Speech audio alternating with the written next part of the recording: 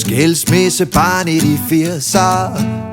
Det gik ikke mellem min mor og min far, nej, men alting var alligevel okay, selvom han flyttede langt væk hjemmefra, yeah.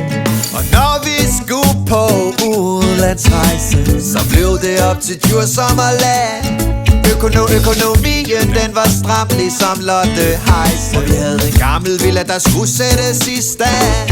Men der var fodbold bag på cyklen, altid solskinsvejr, duften af varm asfalt, yeah. Homie 1, homie 2 stod ud og bankede på, spurgte om jeg kom ud, okay hvis jeg må.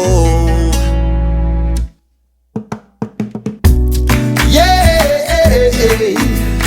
lad mig være barn igen, oh, yeah, yeah. Det var jo egentlig ikke så slemt,